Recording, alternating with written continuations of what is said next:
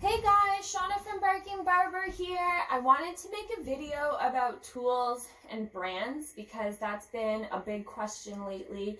Because due to COVID-19, we're unable to groom your pets.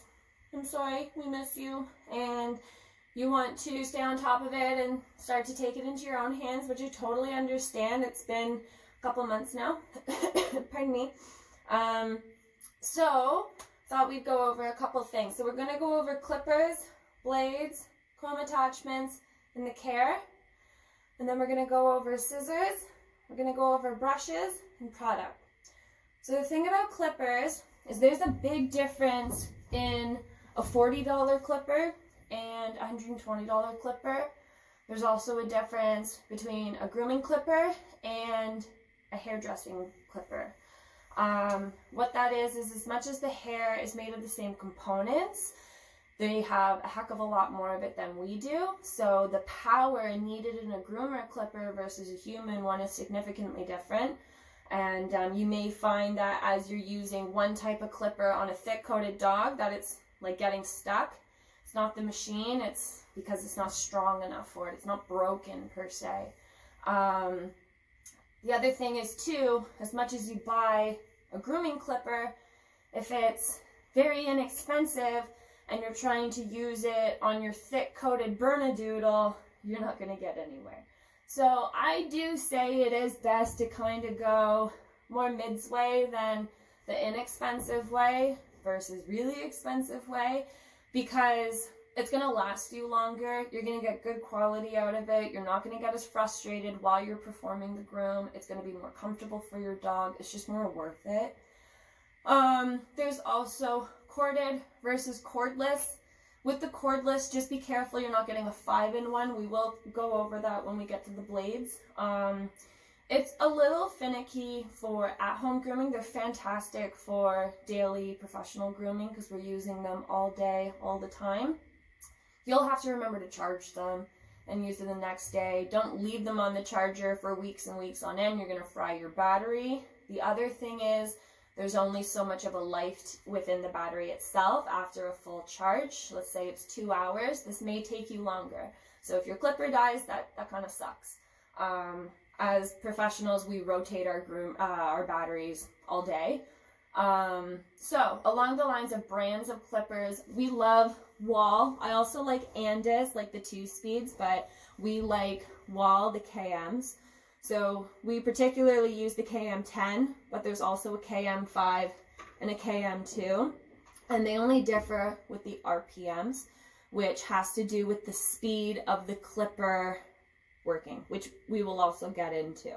Your clipper will not come with this plate or these grippy guys. I've put those on for other purposes, but it'll come with a clipper, of course, a number 10 blade, and we will get into the numbers of the blade. It'll look just like this, and it'll come with like a little brush guy and some oil. So again, going back to how they differ from hairdressing ones, because we can remove the blade. So how we remove the blade is there's this little button here. You're going to want to take your blade off, not only to switch blades if that's what you need to do for your groom, but to clean it. So you need to know how to do this regardless. You're going to push this little button here where my thumb is, and that's going to allow you to pull this blade forward with ease. So now it's loose, now it's off, now you can take it off. We're going to get that little brush, or I honestly would get a toothbrush. It's way more like stiff, and so you can clean it better. And it's really important to do this because you don't want this gunk to build up and affect your machine quality, therefore affecting your grooming quality. You're also going to brush your blade. Now, with blades, this is like the flat face portion, and then the back is that sharp bit right here. And that's what the machine makes go back and forth, which makes the hair be cut. So it's important that we take the blade off and lubricate it with clipper oil so that that blade keeps, or that razor keeps moving back and forth with ease. So I put a couple drops on it. You can do this before and after your groom. then you're going to put it back on. So how we're going to put it back on is your blade's going to have this little slit or this hole here. And then your clipper's got this metal bar. If that metal bar gets pushed down, I'm really sorry, that sucks because it's not the easiest to get back up. But as long as it's up like that, that little hole is going to go like that. Now, instead of just forcing the blade down, you want this little plastic guy to line up perfectly in this section of your blade. How we're going to do that is you're going to turn the clipper on and lightly tap it down. If it made a really loud noise, like an obnoxious noise, it's not on properly. Turn it off, do it back, turn it on, like that. Every clipper differs. Like you can see the KM2's got the 2-speed on the side. This one's got it on the bottom. Just make sure you're reading the instructions and know how to use it appropriately.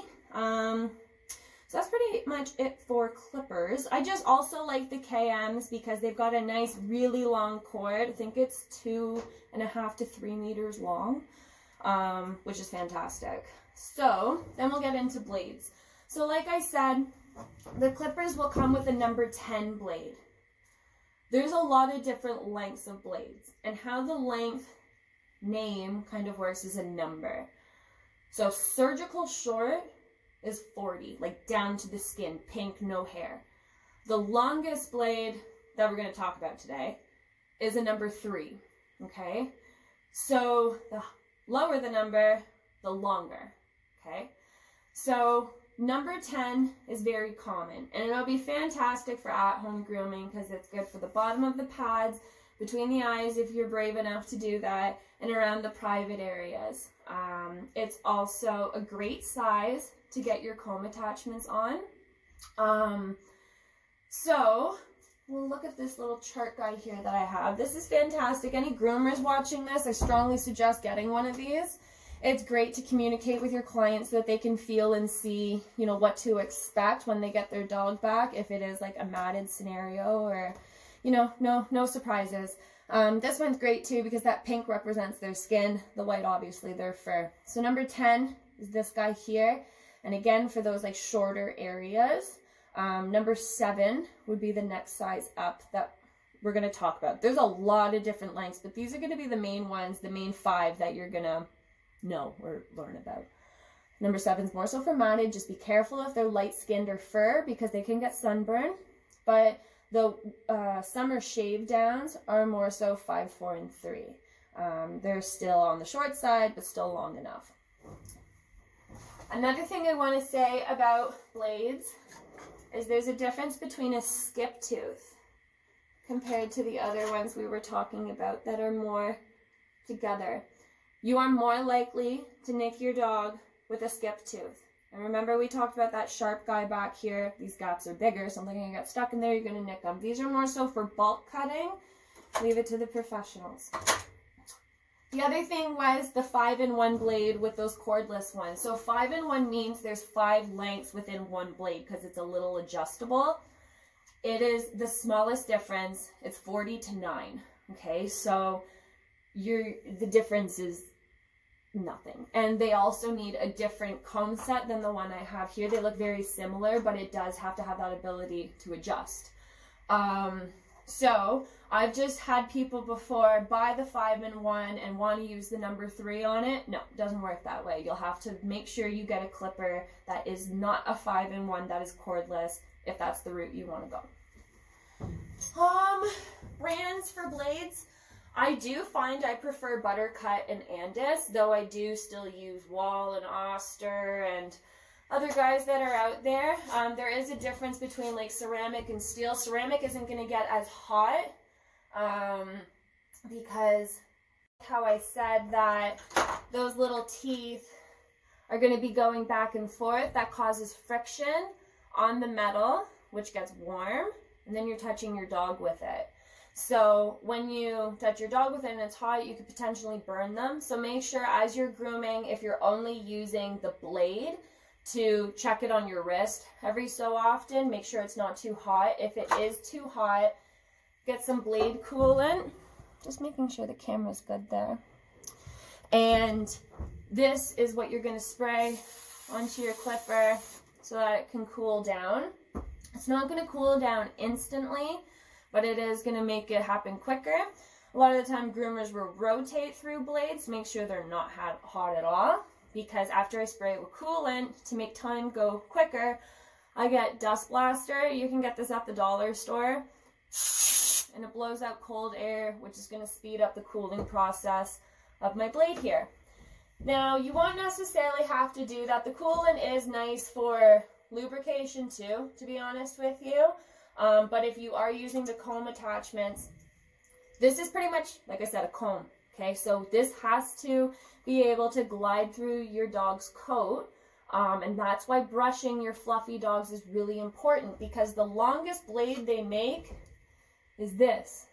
But if you want your dog to be 1 inch, all this hair has to be perfectly groomed. All the hair itself has to be perfectly groomed so that that can slide through. How these attach is there's little hookies on the end here, and they're going to hook onto your clipper and pull it up and around, just like that, and then push up and around. There's little springs in here that allows it to stretch over. It is different comb attachments for the 5-in-1. Just be sure you know you're buying the right one. For the comb attachments, I really like the Wall or Oster.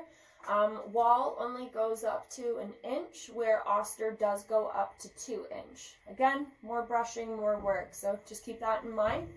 I also say with the comb attachment kit, you are better off to get the whole set instead of just a few, because it's so hard to determine without something like this to show you, oh yeah, 1/2 inch will be perfect. You know, maybe you get really into this and you go shorter in the summer, longer in the winter, longer head, longer body, who knows. So it's more cost efficient, to be honest with you. Any coolant and oil and Dust Blaster will do. I think that's everything for blades and that. Of course, just keeping your tools clean is super, super, super important. Because then they'll last longer and you'll have a better cut. If you ever find your tools getting stuck, it's more so a brushing factor, or you're not using the right tool. So just keep those into consideration, and when you watch these professionals groom your particular breed, see what they say about what kind of power you need behind it and that. You know, a doodle will definitely need something stronger than cockapoo. I don't know. It totally matters, right? I'm just used to using nice clippers. Next thing we'll get into is scissors. In our other cutting video, we talked about these little scissors. And these are fantastic because they're nice and small. They've got a blunt end and there's a bit of a curve to them, which we'll get into. Scissors vary in 4 different ways. There's straight or curved. And then there's thinners and chunkers. They also vary in length. So you can kind of see these guys here. This one's shorter. I think this is a 6.5. And these ones are a 8.5 or a 9, and that's in inches of the blade itself. So if you've got a smaller dog, you're going to want smaller scissors. If you've got a doodle or poodle, standard or giant schnauzer or whichever, a larger scissor might be less time consuming for you because you're covering more of an area. You'll see professional groomers using big scissors on a little dog. It's because they're super comfortable with it. The thing about getting into longer scissors is when I slightly open these, they literally slightly open. Where when I slightly open these, look how much more that end opens up. So a chop in those versus a chop in these is very different. You can control more with the small one. So for the first starters, I definitely suggest a smaller scissor. So the curved ones go with the shape of the body, so around the paw, around the head, around the bum. It goes with that natural shape so you're not inching away. With straight scissors, where I'll use straight scissors on like a straight beard, or like straight pointy ears, or a blunt trim on like a long ear. Again, those videos from the educators will be very helpful. And the thinners and the chunkers, like when you get your own hair done, men and women, they'll use them to blend the length from a shorter area to a longer area or vice versa. And it's so that you don't have these steps. So you collies and goldens and golden retrievers out there that want to trim up your feathers and like your bum and that, the chunkers or the thinners might be your go-to, so you're not cutting a big chunk out of their coat. You also have to be careful with double-coated dogs because it does not grow back as fast as other dogs can. So it might be better to go in with these guys because it's not going to cut off a whole section. It's going to kind of gently ease you into it. So that's pretty much it for scissors.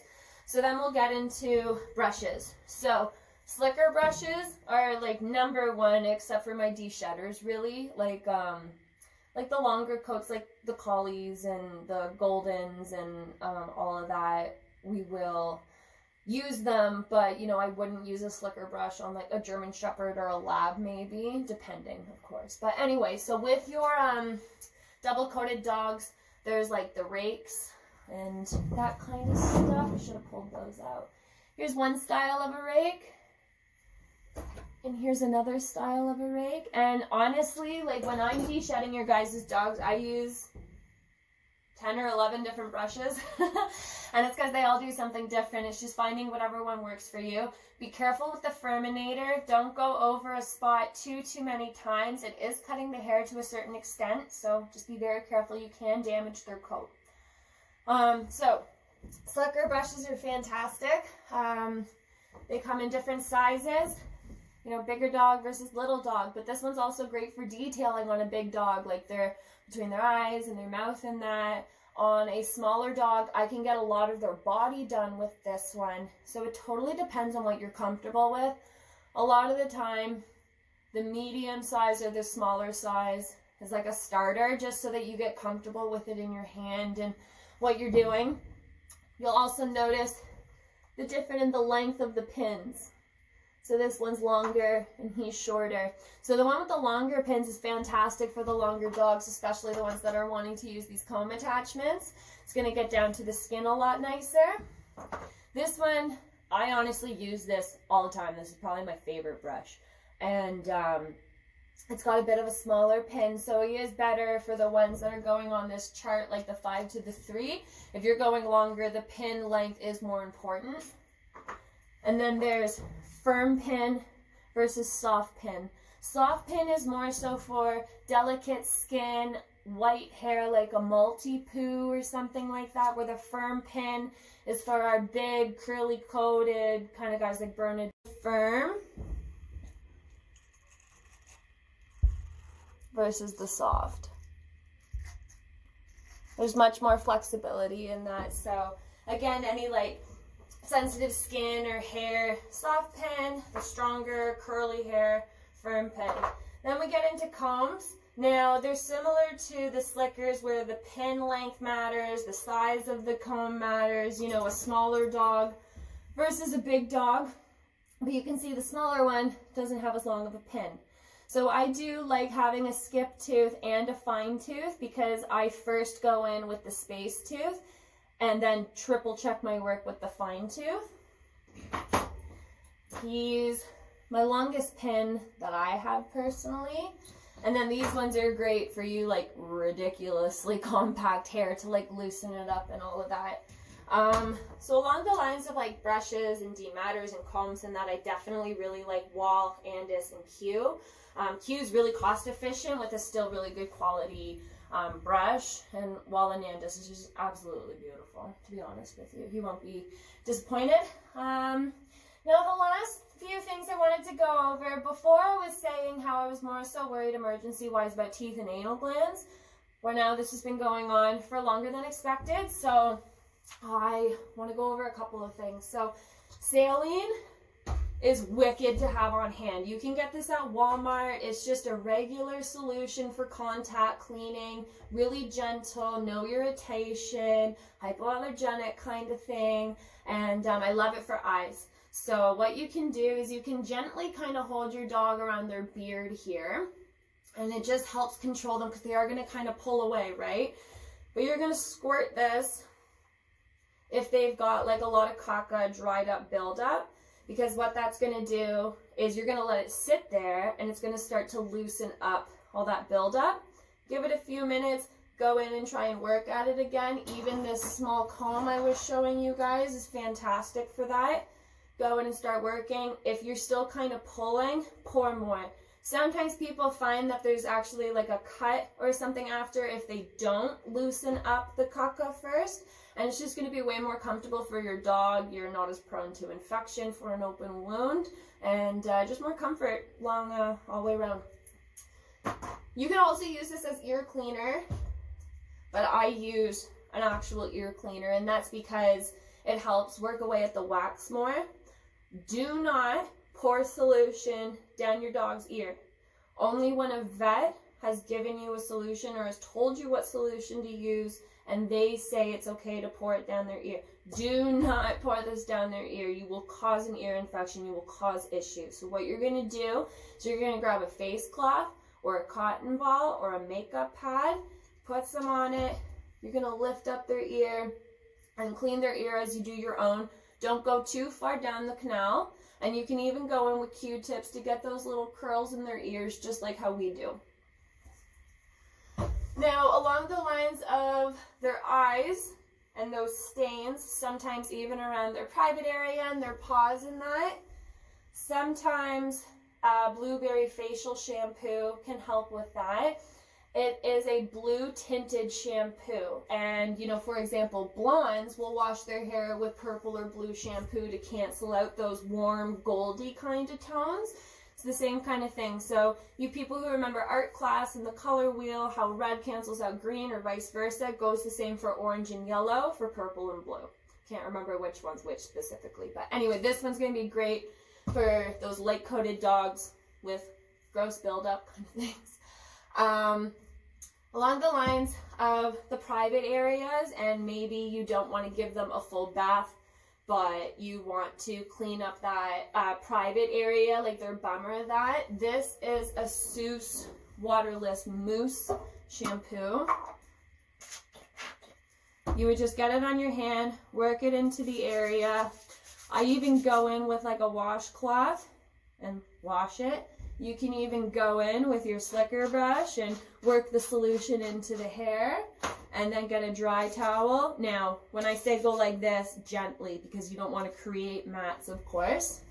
So this is great for smell. It smells fantastic. And teeth.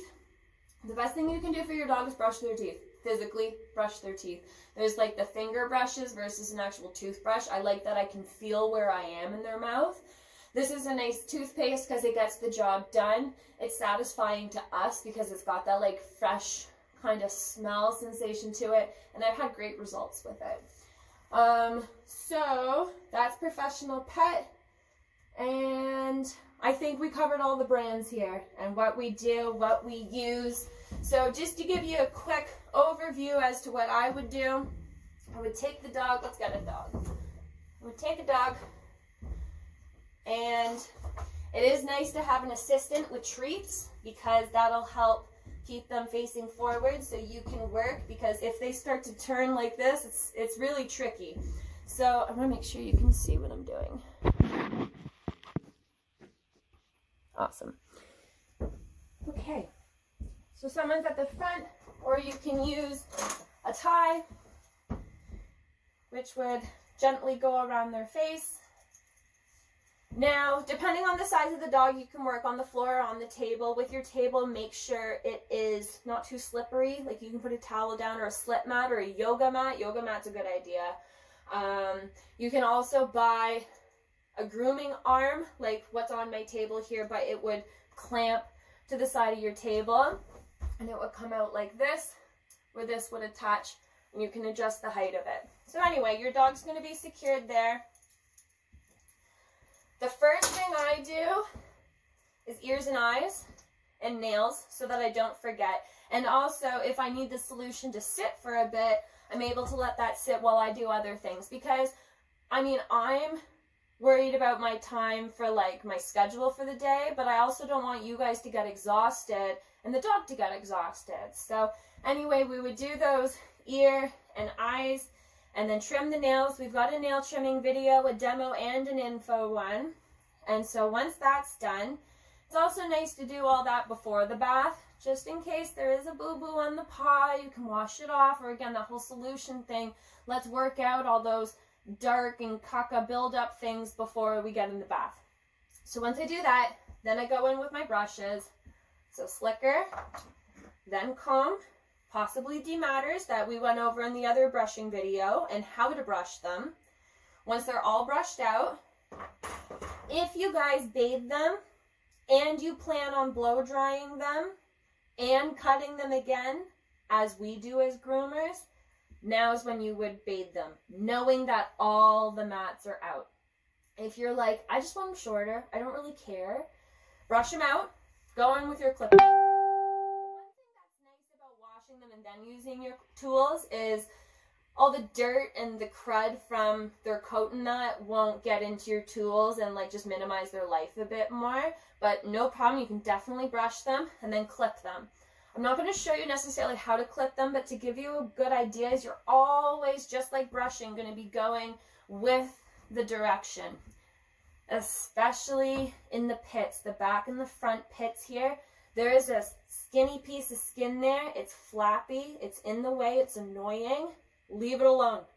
If you nick that, you will be that emergency vet visit. Okay, so just be really careful. Once I go in with my clippers, then I go in with my scissors because, you know, maybe this little piece of hair is out and I want to clip it. And, you know, then we're going to go around the paw and the ears and the eyebrows. And one trick with the feet that I had said before, especially, again, you like collies and goldens and ones that have like the Grinch feet, is you can brush in the opposite direction. And that stuff's going to pop up and you can cut it out. Doesn't have to be perfect, but at least then you don't have crazy Grinch feet if they're tripping over it, or if it's going to help you trim their nails so that you can see better. And that's pretty much it. That would be the process that I would go if I was just at home. But again, I would brush them, bathe them, blow dry them. And with the bath and blow dry, we do have a video on YouTube about that too. Just make sure, again, if you've got a longer coated dog, that you're pancaking the hair, meaning you'll hold the hose back a bit further instead of right to the skin. You're holding it back so that the hair is stretching and fanning out, and you know that you're drying right down to the skin because you'd be able to see it. After we blow dry them, it makes them nice and fluffy, and then we can get a really nice finish to them, especially with these comb guys, because when they're all dirty, it kind of goes like kind of wonky, where after we fluff them and then go through with these, it's a lot of work. Any questions? Give me a comment. Any other questions? Give me a call. Hopefully this was helpful. I hope I covered all of your questions, and we hope to see you soon, guys. Take care.